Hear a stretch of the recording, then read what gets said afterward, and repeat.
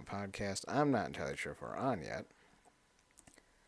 So I'm going to just double check.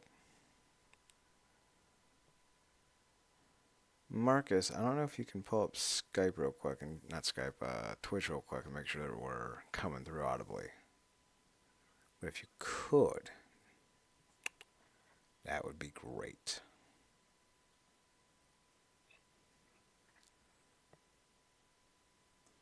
Not Skype, Twitch real quick and make sure that we're coming. Nope, never mind, we're good.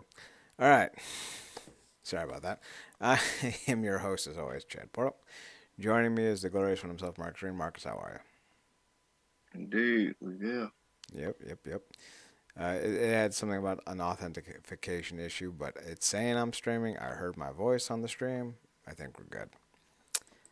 So, in our continual progress to make this the best possible show we can make, and to maybe piss off as many or as few people at once as we can, we are sticking with the single topic format for yet another week. We're talking Survivor Series War Games.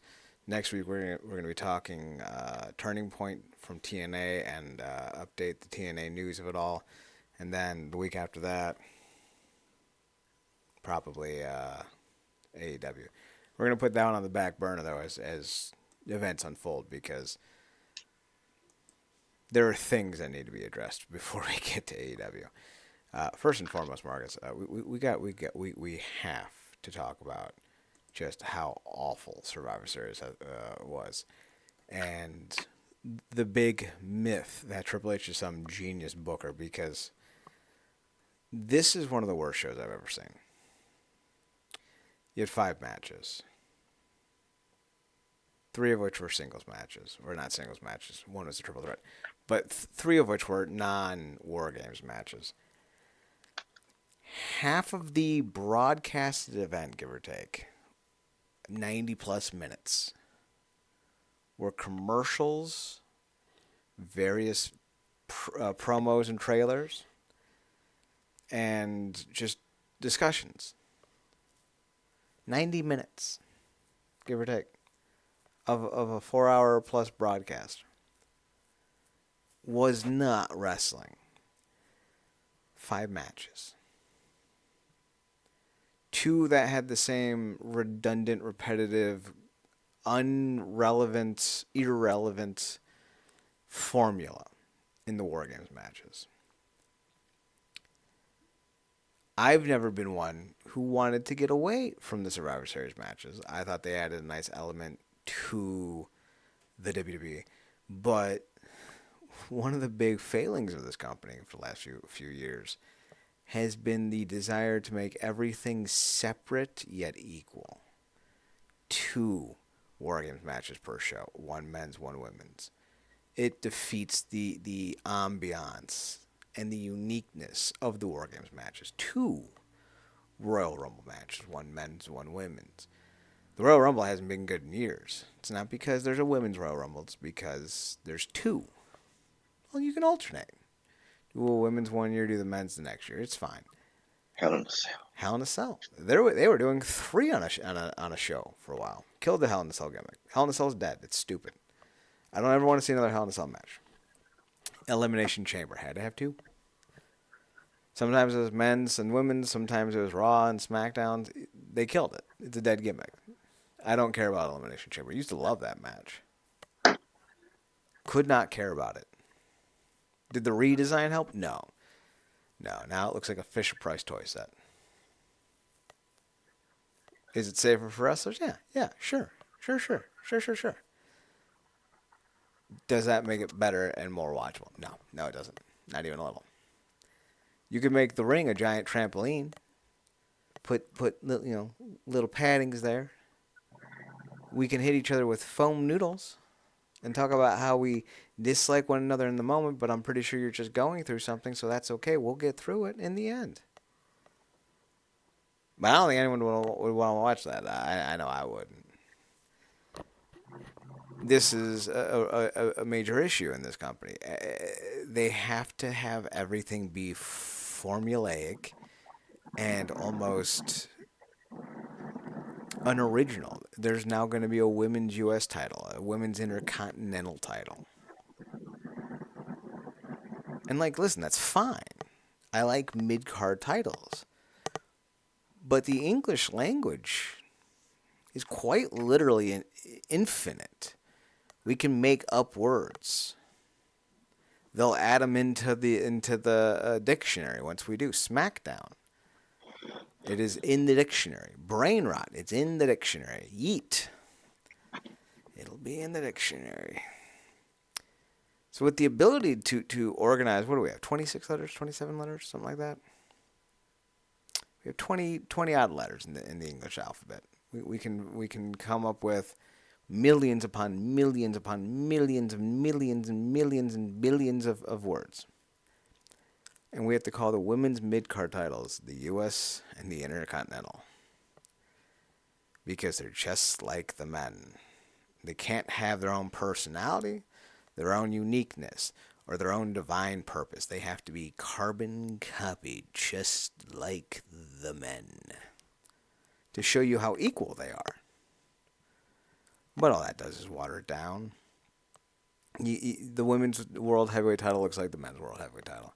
The women's WWE Championship looks like the men's WWE Championship. The only unique title they have is the tag team belts. But even then, those aren't that unique because they had to merge them with the NXT tag team titles that the women had. Thus making it less and somehow hurting the roster in the same swing. It was really an impressive move. And we see it in match types. Now, this isn't solely a Triple H thing. But he's not stopping it. In fact, he's going full bore into it. And it culminated in arguably the worst Survivor Series I've ever seen, number one. And number two, the bootlicking, the defenders, the cup and bobs, if you will, have come out in droves. They let Survivor Series be bad on purpose. No, Survivor Series was always going to be bad. Look at what they have coming up. Survivor Series had to be bad. They had so many more important things. I'm sorry, if you think Saturday night's main event, a failed concept 3 times over, is more important than Survivor Series, a premium live event that Peacock is paying a lot of money for, you're high, brain dead, and stupid rolled into one.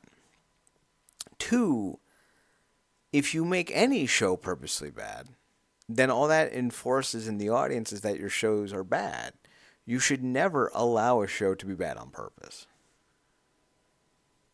Ever. So, like, that's not true. They didn't purposely let Survivor Series be bad.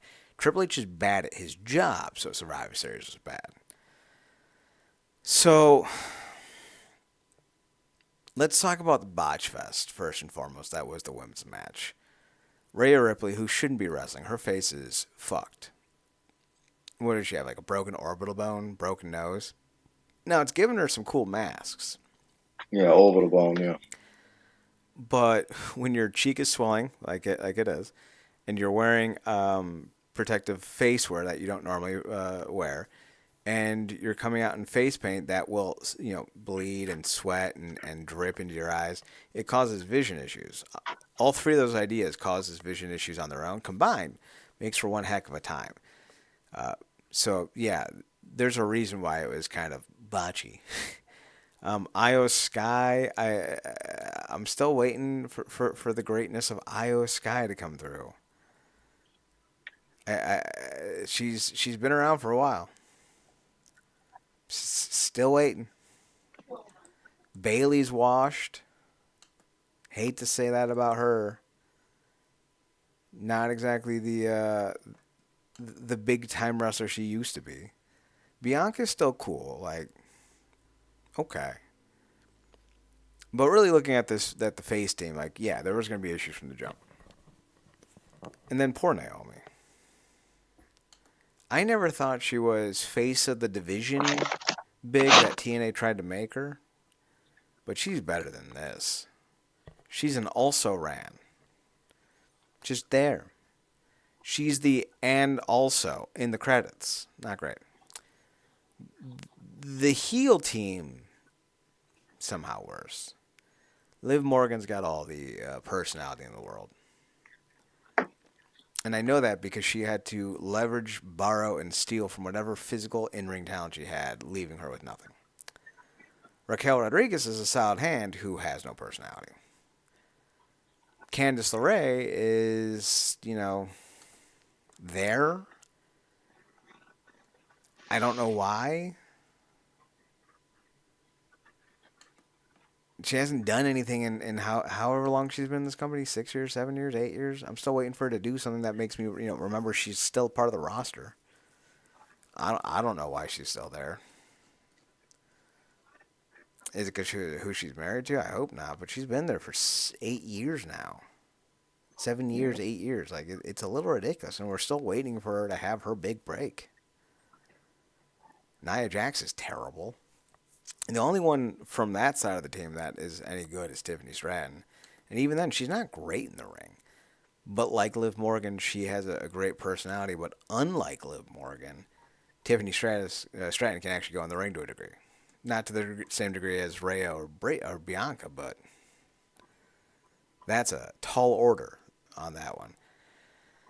Having a bunch of mid-tier talents and people who are aging out of their profession jump into a two-ring steel cage affair, yeah, it was going to be sloppy. And shockingly, it was. It wasn't good. It wasn't interesting. It's the same thing you saw last year, and the same thing you saw the year before, and the same thing you saw the year before, and the same thing you saw the year before. Because it turns out doing the same match twice a year makes you a little creatively bankrupt. Marcus, any thoughts on the women's War Games match? Yeah, man, that's exactly what you said. It was unfortunate, talking about, giving the women mid card titles, but when the division itself is mid, um, they don't really have enough. Uh, they got the quantity, it's the quality that they lack, and this is not the crap on the women, but it's a hierarchy thing. And when think about that word, I immediately go to Naomi because I knew when she went back to WWE, I knew she went home. That's where she started. That's where she made a name for herself and all that good stuff. But she came back and she fell right into the pecking order. She just doesn't really fit the bill in terms of what they look at as somebody who they want to be a consistent big deal. That's why she's always kind of floating in and or around the title and getting a title shot but never winning.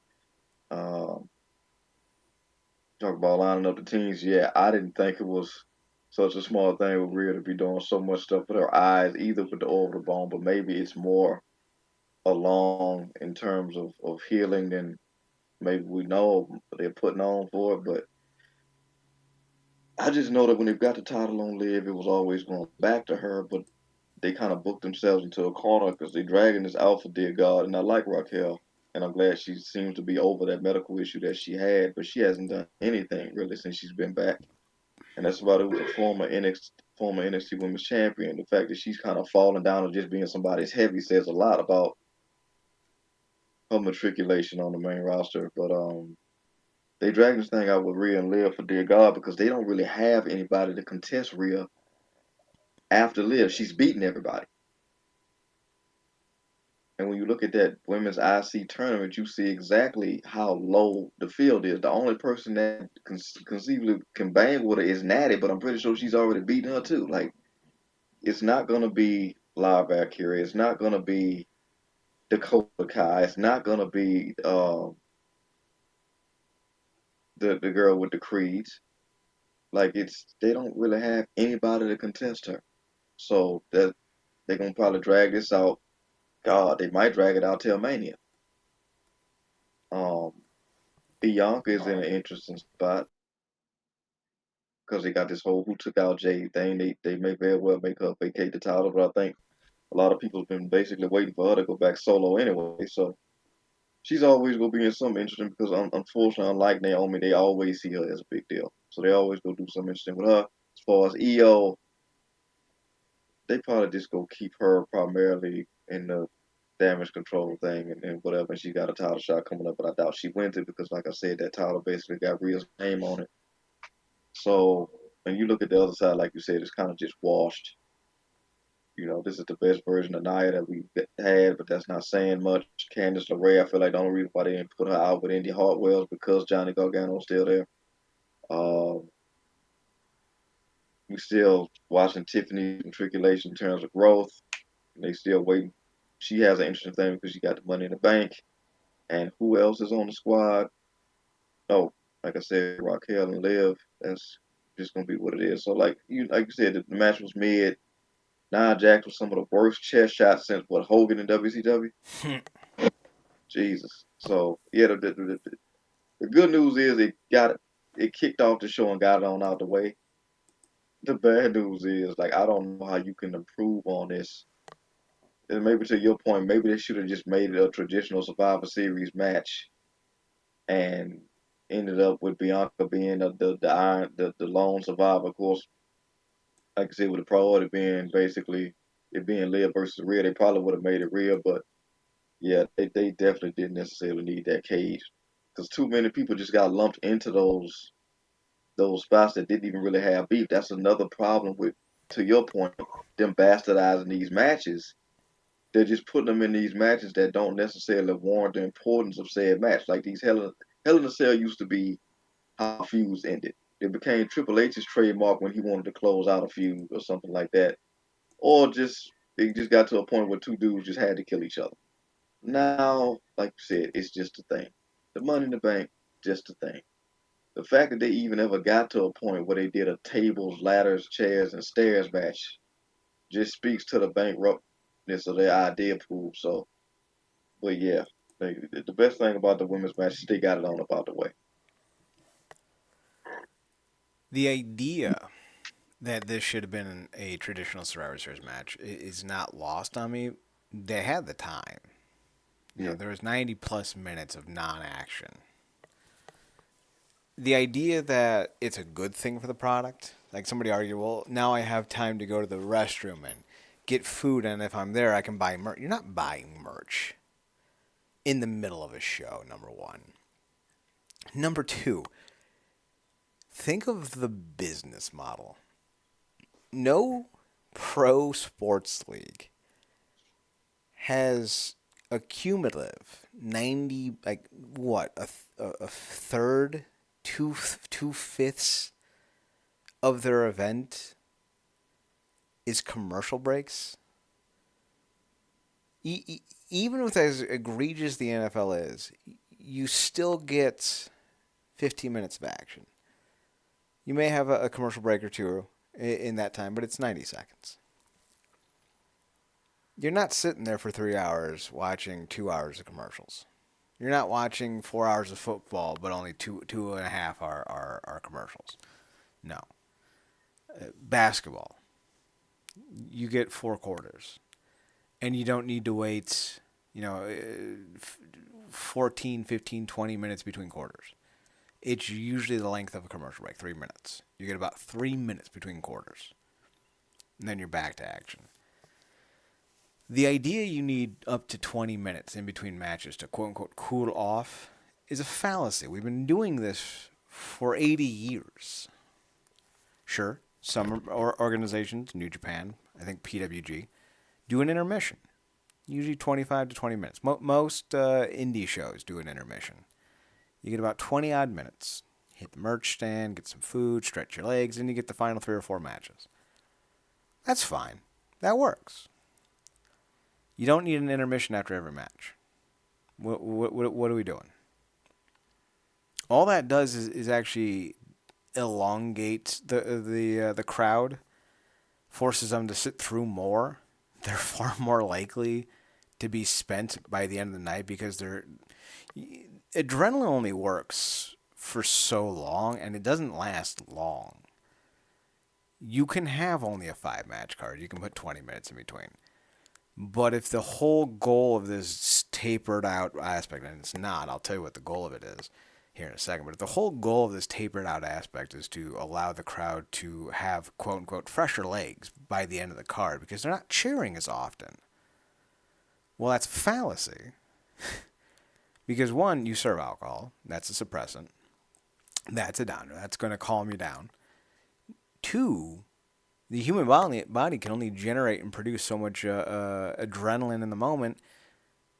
So even if it is only 5 matches, by the end of the third match, you're still going to be dealing with the same issues you would, as opposed to a traditional card with 8 or 9 matches where there's a 3-minute break in between at best.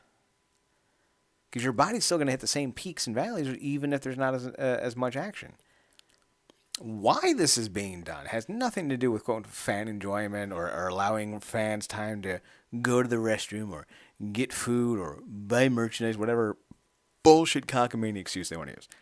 The reason they're doing this is because they can jam more ads into the event and they can pay less talent. This is all about maximizing margins. This is all about getting the most profit for their show that they can. This isn't about viewerships. This isn't about making fans happy. This isn't about, any of that. This is about what's best for business, the bottom line. The bottom line says if we have fewer matches, we have to pay fewer wrestlers. And if you don't think that's a real thing, you're fucking kidding yourself. This is a company that's worth billions of dollars, and they're going to nickel and dime their talents. They'll pay a few guys, but most of them won't get paid. And if you don't believe me, look at the UFC. 20 of those guys make enough money to not have to have a second job. Maybe 30. Most of those guys work a regular job and then fight. Yep. They have to pay their camps. They fight by night. Yeah, they have to pay their camps. They have to pay their dues, their licensings, their agents. Some of those people only get like 15 grand for a fight. Now that might be a lot of money, but if you're a full-time fighter and you fight 3 times a year, that's what, $45,000? And of that $45,000, we'll say, if you live in California or Texas, that's what, $1,500, $1,800 a month for a shitty apartment. So we'll say $2 grand. That's $24,000 right there. That leaves you with what, $21,000, $22,000. Plus you still have to pay your camp, your gym fees, your membership fees. That's half of that, so you're down to $11,000 for the year. Most of these people have to have a second job. And if you don't think that's going to be the direction the WWE goes in, you're fucking kidding yourself. Of course it is. If they can pay their talent less and keep their talent, they're absolutely going to. They are absolutely going to pay their talent less if they can get away with it. That's who Endeavor is. Now, the names that are big enough, they'll pay them. They'll pay them well. Look at Conor McGregor. He made a lot of money off the UFC. Terrible fighter. Had a 3-year run where he was good. But he proved to be a bankable asset, so he gets paid a lot of money. The guys who kick the shit out of him don't make a third of what he makes. Maybe even a tenth. And you're going to see the same thing happen in the WWE, where guys like Seth Rollins and Roman Reigns and all of them are making $4, $5, $6, $7 million a year. And then you're going to be seeing guys like, Shinsuke Nakamura, maybe guys like Bronson Reed. They're going to be making a 15th of that if they're lucky. Because that's what these giant corporations do. So no, the structure wasn't for fan enjoyment. It wasn't for the life sustainability of an event. This is about maximizing profit margins. That's all it was. Speaking of profit margins, why the fuck is Shinsuke Nakamura still on this roster? This dude has had, 4 reboots? 5 reboots? None of them have worked. One of the most charismatic wrestlers of all time. New Japan's maybe most charismatic wrestler of all time. Has not had a fraction of the critical success in the WWE as he had in New Japan. He is a joke in this company. And they've once again given him a lame-ass gimmick. He's now the dark, brooding Japanese warrior who's going to fight until he falls. Cool. That's like giving Ric Flair the Spartacus gimmick, or whatever the fuck it was going to be, the Gladiator gimmick. Remember that? He's going to shave his head. You can't have the most Oh, charismatic person on your roster being uncharismatic. It's all right. It doesn't work. Marcus, Nakamura. Go. I like the fact that they allowed him to switch up again. Like he's been in too many situations to your point where they've had him be a certain way, only presented as somebody that's supposed to be a big deal, only to not be. It's not all too dissimilar from what happened with the late Bray Wyatt, where he was always presented as like this big scary deal and always starting fights and then losing all of them. So this time around, having him, they did like two different variations of his theme song. You see how he's looking, and it actually carried through with the win and having them drop it to LA Knight, which is really interesting. I don't know what they're gonna do with that. I would prefer, and I know you like this too. We're not fans of hot potato title situations where it goes back and forth. So it'll be interesting to see what they do with this, and maybe they're looking at LA Knight as somebody who's great at chasing it. But they've definitely needed to do something different with Nakamura and stick to it. So to your point, even if this is like the fourth or fifth thing that they've done, at least they're putting some. It looks as if they're putting some commitment behind it and kind of letting him do his thing. Because for the last decade and a half, the most interesting thing he's gotten back to doing was them letting him, I guess, embrace his Japanese background and aesthetic or whatever, and letting him speak Japanese and having the animation stuff when he's doing promos off the Tron and whatnot. It's the most interesting he's been because before that, it was burned into my head that he was always gonna be the guy delivering nut shots or starting fights only to be in the middle of somebody else's feud and not really be relevant. So I can appreciate the fact that it looks like they're putting some commitment behind it, but we'll see how long it lasts. So like you said, the fact that we're talking about him in this manner when he was basically the Michael Jackson of New Japan is it's like night and day. It is night and day, and one of the things that needs to be emphasized is just because you post on TikTok or on Twitter or what have you, his aura is off the charts. Doesn't mean he is, you know? That's just kind of the brass tacks of the situation. It doesn't mean that he is. It doesn't mean that you're doing things the right way. It doesn't mean that he's successful, you know? More importantly, it feels like every 12 months, maybe every 14 months, we're going down this rabbit hole again. You know, how many times has he been rebooted, Marcus?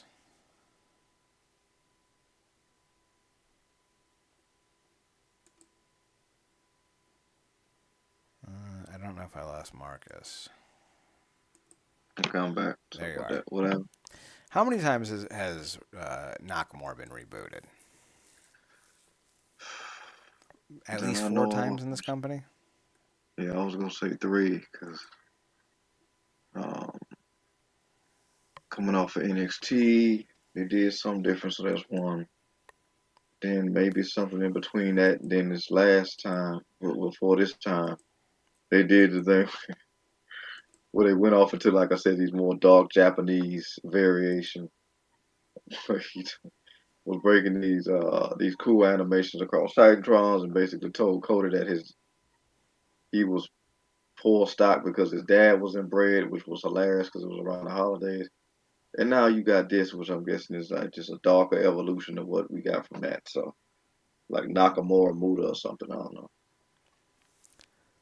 Yeah, and when you go to that well too many times, which they have, you know, we've seen this gimmick before, maybe with Nakamura, but we've seen it with other people. It doesn't have the same impact. You can't just recycle. You can't just be like, oh, you know, it'd be great if you just did a WWE version of Great Muta. Oh yeah, it'd be great. That'd be great. That'd be great. Because now all I'm thinking of is, oh yeah, this is the Great Muta's character. Cool. Couldn't come up with anything else for the Japanese roster. You had to be just like a Japanese legend. Just had to be like every other guy. Really? Really? Okay. I think Nakamura would do well to go to someplace else. AEW, maybe not. TNA, MLW, back to New Japan, somewhere like that. That would be useful for him. That being said, he's probably just going to retire in this company, and his legacy is going to be that of a old broken man. Should be fun. Should be fun. Marcus, let's talk Braun Baker. Because unlike Nakamura, this is probably the best thing going in WWE right now is Braun Breaker. Though I hate to break it to you, it's going to end the same way because it doesn't matter how hot it starts. When you have that guy booking you, it's always going to end badly. Triple H doesn't know what he's doing. You think about the biggest storylines right now, like what are they? The Bloodline. Vince McMahon started it. Gunther and his reign of dominance. Vince McMahon started it. Maybe not Vince, but Gunther being a dominant asshole has been a long time coming. The Judgment Day. Vince started it. None of this is Triple H. Triple H is Nakamura's fourth reboot. It's Damian Priest getting a push. I know you like Damian Priest. It's Ludwig Kaiser getting a main match when he hasn't won a match in 2 years. What are we doing? So, yeah, Braun looks great. Everyone likes Braun. Braun's got that diving shoulder block. He's super athletic. Prime of his life. Prime of his athletic peak. Built like a brick shit house. Like everything. Everything you want in someone. He is, right? But for how long? Vince doesn't, not Vince, Triple H doesn't have a great track record of extending things that he created. Eventually they get boring. They lose their luster because he drives them in the ground. Remember when Johnny Gargano was going to be the face of the company? Everyone's like, this plucky Gargano, he's going to be so good. No. I have hope that Braun Breaker is good. I want him. I'm a Steiner fan. I love Rick and Scott Steiner. His dumb name, though, is not going to help him. Braun Breaker. He sounds like a cartoon bully. He needs more. And I fear that this company's not going to give him everything he needs. Marcus, what are your thoughts on Breaker's title win? Or not title win, but title defense. Ludwig Kaiser and Sheamus being put in more title matches, even though they're just kind of meh at this point. And the overall vibe on what you think Breaker's going to be like in a few years. Yeah, I always dig multi-man matches. Probably more so than most people, but yeah, this is one of the highlights of the show for sure. Specifically, Braun, as we know, he's one of the best things they got going now. Glad that he got the IC title back. Hopefully, he has a more extensive reign than he did the first time around. Um, the guy, like you said, he got every tool you could possibly want to be successful, um, and that's on top of the lineage. So I just think his future is bright. They just kind of let him do what he needs to do, unrestrained. To me, the sky's the limit for him in this upcoming year. I don't know much longer they're gonna keep telling this story. They could, when they get ready to elevate him, um, maybe to the world title scene after hopefully a lengthy IC reign. They can drop it to Sheamus since they still trying to tell this story of the only title he hasn't won is being the IC strap. And as for Ludwig, I think he's got potential. I think he's got an interesting look um, and stuff. And I think they keep letting him do his thing with Gunther and then some singles. I think he could. I think he could show some improvement. I think this match was the first step in putting him in that direction. I think they go do a singles match between him and Braun, so that's definitely gonna be some proving ground for him as well. But yeah, this Triple Devil's definitely the highlight of the show. You know. I hope Braun is everything he should be. There's a part of me that wants John Cena to face him at WrestleMania and force Mm. Braun to drop the Breaker name. Breaker. And embrace the Steiner of it all. But I Yeah, I know think you've been that's. caught. Yeah, I think you've been calling for that since we started talking about. Quick thing though, because you like I said, you always have a great eye for athletes and how they move and the potentiality for greatness versus injury. Do you think the way that he operates, the stuff that he does, the risk that he takes, that he could very much get himself injured in the midst of rising up just because of how athletic he is and the chances that he's taking.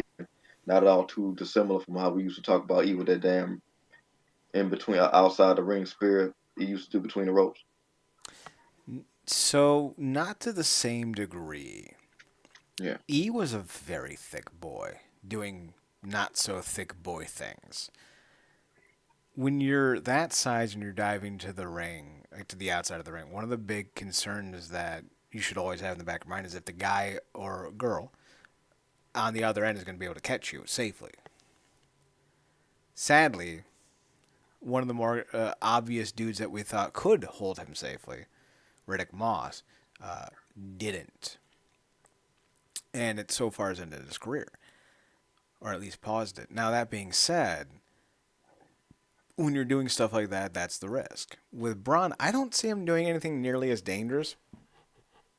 The thing that you have to worry about, though, is when you're 27, like he is, it's very easy to, do huge jumping shoulder blocks and hard hitting spears and all that. But that'll fade in with time and age. Like he won't be that sharp, that fast, that impactful for long. Thankfully, though, he's jacked. He's yoiked. He's juiced to the gills, as they say. So that extra layer of muscle will keep him healthier than not. There's a reason why Adam Cole keeps getting hurt, and it's because of how slight a frame he is and how impactful his offense is. You do wear down more than most when you don't have the extra padding. So I think Braun will be a little bit better off than most, but that doesn't mean he won't still suffer injuries. When you're his size, you don't have to worry as much about neck, back, shoulder stuff, but you have to worry about knee stuff. Yeah. Something when you're Adam Cole's size, or maybe not Rey Mysterio, you don't have to worry so much about because usually when you're lighter on your feet, you're not doing so much wear and tear on your joints. So there's a balance that you have to worry about. Braun will obviously have his issues eventually. I don't think his style or body frame will cause him to have any more injuries than an expected career would demand of a body, though. It's not like you're watching, Ricochet or Dragon Lee or, Speedball, and you're like, oh, yeah, no, you're going to kill your joints. Like, you won't be doing this by 40 because you won't be walking by 39. I don't see the same concerns with Braun style now. Yeah, he also has he's not the tallest, but he's a good height enough to where everything kind of evens out. When he was talking, I was thinking about talking about extra pad in terms of mass with muscle. Immediately made me think about Guerrero and Benoit and how they were not the tallest, but they kind of packed it on, Mm-hmm. if you will, and I wonder how much that helped to hurt them. Obviously, the concept of natural was a sliding scale with both those guys, I would imagine, but it did do something aesthetically, and I would imagine some stuff in the ring as well. I think a Tomoro Ishii would be a better comparison because he's Gotcha. shorter, but he's natural, and while he's banged up, and you can tell, in his mid to late 40s or however Yeah. old his knees are starting to be affected. He's got that bow-leggedness going on. But I Hmm. would say that like because of how compact and how tough he was, he was pretty long lasting. Maybe to his detriment, but speaking of detriment, Damian Priest was in another title match. Gunther's title run has been unimpressive because he keeps just getting the most irrelevant people. Oh, speaking of titles, where the fuck's Cody Rhodes? Yeah, well, he's embroiled in this whole thing with Kevin Owens. He basically has to wait till Saturday night's main event to get his hands on him. And to be fair, with how mid this card was, maybe he was better off it. Maybe, but if you have a mid card, don't you want your best, biggest draw on it? Well, Chad, if the shit show is planned, you know, you want your shiniest toy kind of off it if it's supposed to be mid. Although you you give the guys of it's a great show, and then we found out later, oh no, man, it was playing like that because of everything that's coming. Him and Kevin Owens are gonna put on a Randy Orton Edge style level of greatest match of all time, and then all these other matches coming up for Saturday night's main event that probably won't hold up weight. But yeah, I just want to know why Damian Priest is still involved in this title scene. One, I want to know why this belt still exists. It's the ugliest thing I've ever seen. It's an abomination to mankind. Not Mick Foley, but Cactus Jack, baby. And Gunther is doing the best he can with it. yeah. Well, But they had to give Priest his rematch. yeah, but they didn't. But that's the thing though. This is wrestling. You could have had Damian Priest lose to Dominic Mysterio. And then you could have had Gunther versus Dominic Mysterio in a 10-minute chase fest. Where Dom's just running away and screaming like Norman Smiley every time Gunther gets his hands on him. Like, this is not a real sport. I hate to be the one to burst bubbles. While pro wrestling is a physical endeavor, it's athletic, it's demanding, it's hard to do. It is entertainment. And just because you throw a dude out there that you call the Damian Priest, the Devil's Archer, or whatever dumbass name he's got, doesn't mean we have to sit through another title match with him. Whether you want to make him as a quote-unquote deserving challenger or not. I want entertainment. I want to be entertained. I don't need to see 60 matches of the same two people going at it. I'm good. If you're gonna be owned by an MMA company, follow some MMA techniques. You don't keep throwing boring matchups out there. There's 200 wrestlers on this roster. You couldn't have found someone else better than Damian Priest. I knew Damian Priest wasn't gonna win. You could have had anyone. You could have had Braun Breaker in a title for title match. You could have had LA Knight, Nakamura, Cody versus Gunther. You could have had Dustin Rhodes versus Gunther. You could have had Dusty Rhodes' hologram versus Walter. You could have found a way to get Walter versus Gunther. You could have had Gunther versus fake Gunther. It's just Ludwig Kaiser in a bodysuit. Oh, that's hilarious. Gunther could have fought a giant stuffed panda. Maybe Godzilla could have made a cameo. Maybe Peely from Fortnite. I don't know. Anything better than Damian Damn Priest. Yeah, the same way you feel about that is the same way I feel about the feud that's coming off of this, which yet again they had more interference. This is the second match with Gunther with interference following featuring Finn Balor. And now they're gonna be running that again. And Oh the crazy yeah, thing with Priest yeah. More and Judgment Day stuff. the crazy thing with Priest is I feel like that he's picked up some things in terms of his presentation and his bits with his character. I wish he would have had when he was champion, but sometimes that's just how that thing falls, how those dominoes fall. But yeah, like you said, you kind of knew the fix was in. The whole narrative around Gunther is lengthy reigns at this point. So even though he was kicking his ass going into the match, there was no way for him to really decisively. They tried to do a good job at making it believable with his kind of dropping confidence and losing to Cody Rhodes at Crown Jewel, and then kind of getting upplayed by Priest every week. But yeah, they're not taking off Gunther no time soon, and then they got to do something with him and Balor because this whole fall off from Judgment Day has to mean something, even though he decisively put Finn Balor away multiple times. Yeah, it's just it's not good. Yeah, Finn's washed. He's Yeah, washed. Like he send him off. If you're not gonna book him properly, send him off. Send him into retirement. Because it's depressing to see what he was in New Japan to what he's become. Number two, we all knew Okada wasn't going to drop the belt when he set that record. Remember, it was 18 months or some nonsense like that where he was IWGP champion. yeah. But every time he had a title defense, which wasn't often, but he wrestled a lot. Every time he had a title defense, the match was different. It was unique. There was a new story to tell. It's not hard to do that.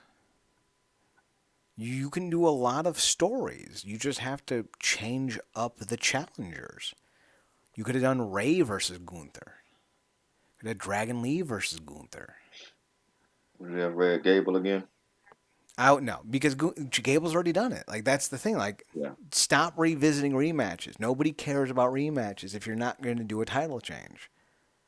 It's one thing to do Gable versus Gunther and then have Gable win, but if you're going to just have him lose, then that's part of the issue. Like, if the idea is that we know he's always going to win and the matches he has is against the same people, then what's the point in tuning into his title run? You have to have either unique matches, unique matchups, or the element of surprise. The one thing that was going up for Roman Reigns for the longest time heading into WrestleMania, what was it, 39, was that he could lose. He only wrestled 6 times a year, and only 2 of those were usually watchable. But each time he wrestled, you're like, maybe this is it. Then they did the Sammy thing, and you thought maybe it was it. And then he went into WrestleMania and then beat Cody, and we're like, oh. And then we knew what was coming, so then every other match heading into WrestleMania 40 was telegraphed. But like before WrestleMania 39, there was that element of maybe this is it.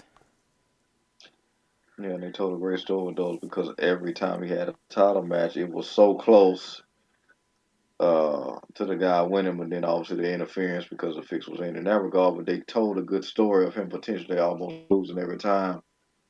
Particularly, I think the height of that was probably LA Knight. Um, and I don't know if the match was as hot as the promos and all the fanfare leading up to the match. Um, but ironically enough, speaking of LA Knight, what you just went through with the whole thing with Gunther and repetitive challenges and kind of telegraphing the decision because of repetitive challenges is kind of what marred his U.S. title reign. Mm-hmm. Like all he did was face Santos Escobar, Carmelo Hayes, uh, or Andrade, and he faced some other people here and there. But it felt like those 3 was always in the mix, and it was either singles, uh, triple threat, or some variation of that. And then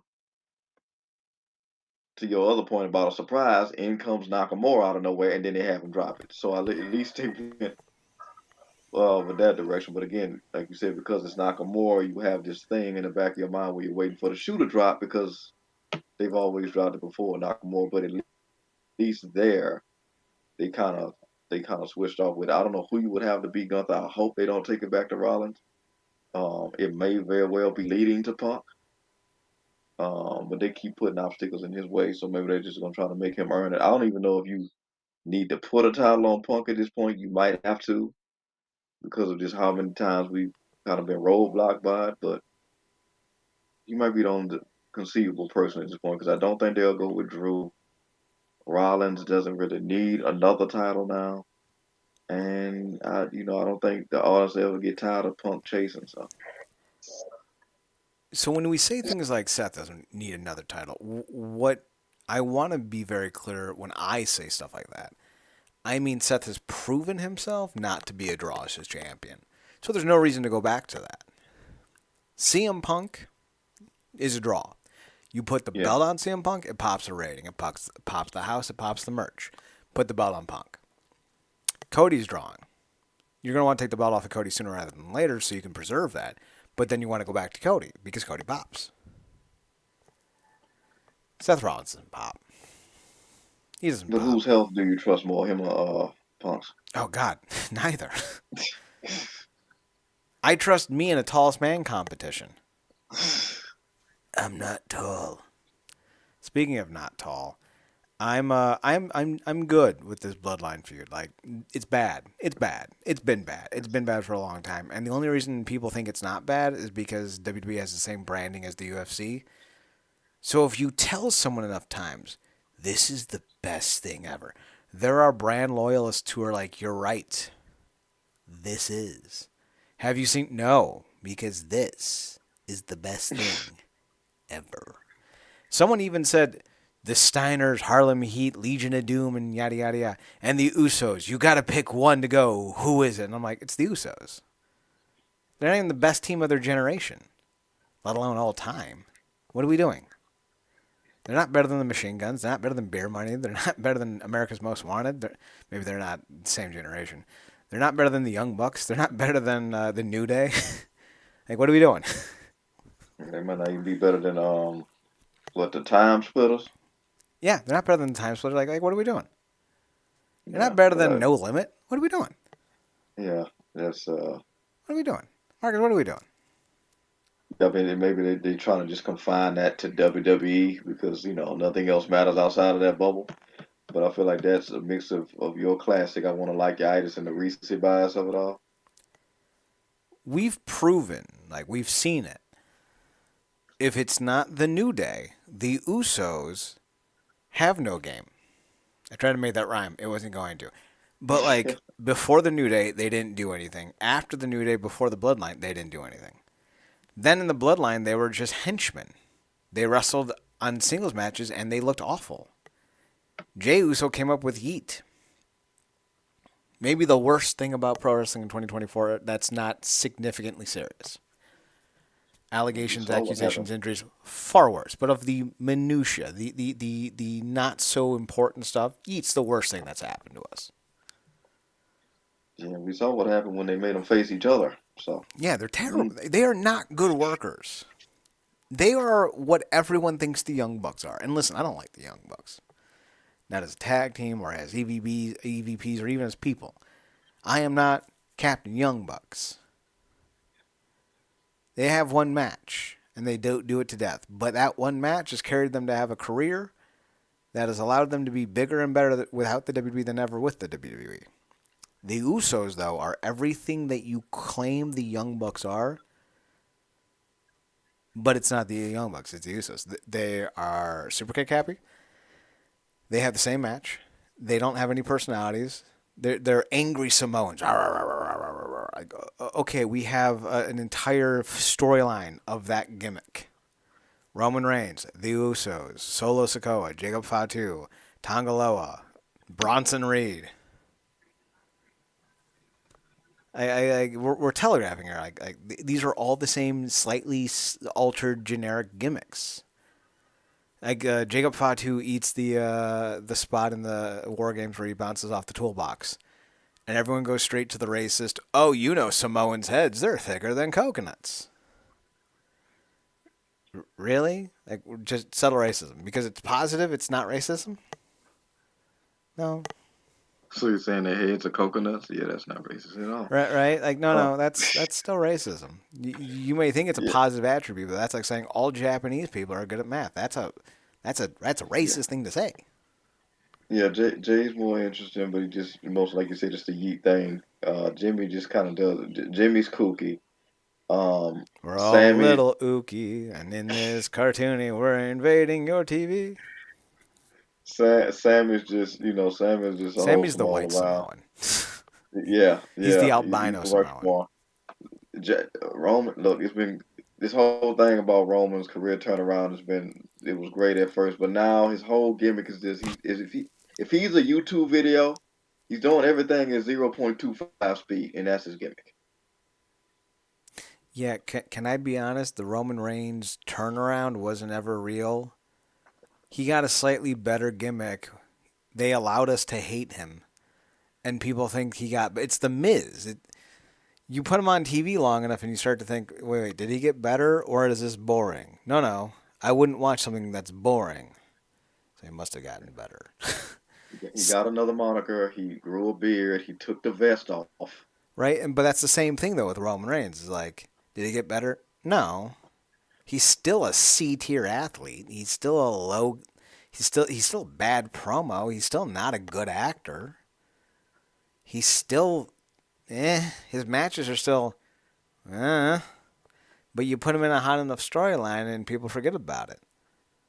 But the fact of the matter is, like, he's not better. He's not Yeah. more Then, impressive. Outside of the storyline, what is he? He's nothing.